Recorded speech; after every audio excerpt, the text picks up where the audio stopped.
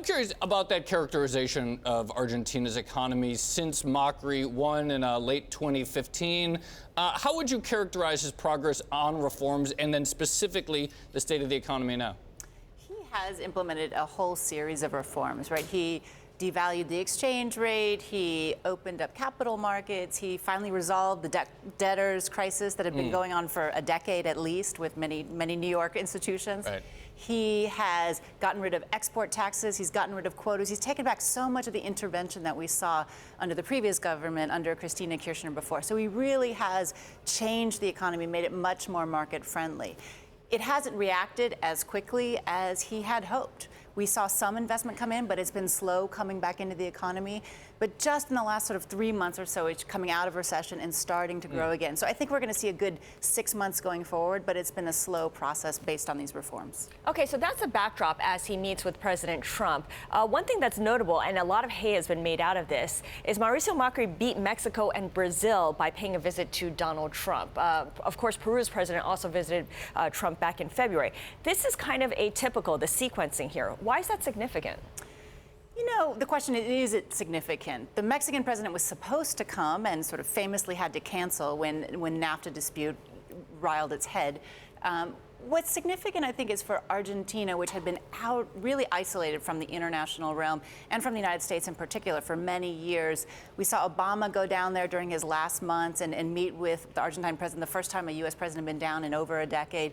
And so I think bringing Argentina back in, this is a pragmatic president, it's a pragmatic country, it's a market-friendly country, it's trying to prove itself serious, it's trying to get back into the good graces of the Morgan Stanley Index and those other things. And so that, I think, is important for Mauricio Macri and for Argentina to show its importance and to be put towards the front of the line.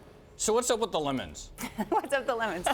Argentina is one of the biggest exporters of lemons in the world, and so it's important to send lemons to big markets like the United States. And they've been shut out of the United States for almost 15 years now. What was the source of the dispute about Argentine lemons, and why has the Trump administration seen fit to change that policy? Sure. Well, some of it was sanitary issues. Some of it was taxes and subsidies and those sorts of issues, right? Sort of, was it a fair trade, so to speak, with the United States?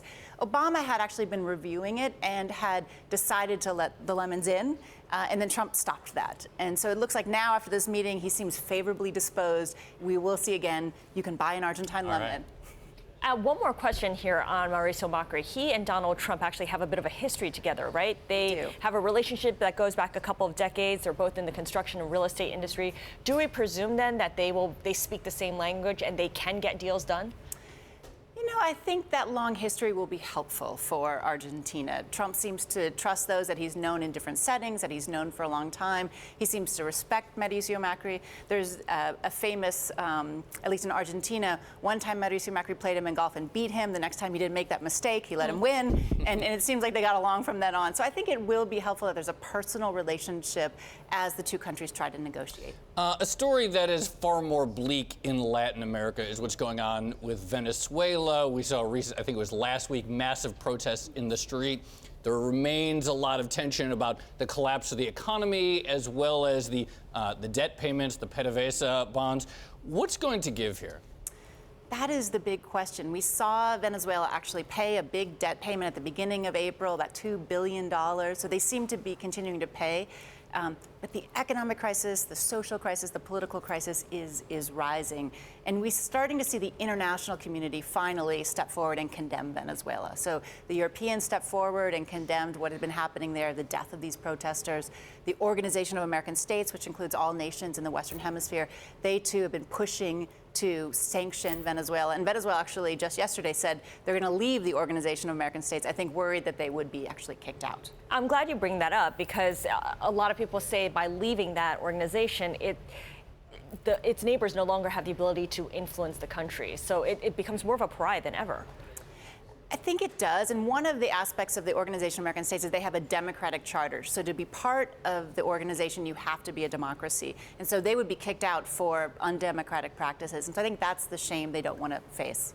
So Maduro obviously has turned more autocratic over the years. What's the risk of a spillover to neighboring countries, to the rest of Latin America?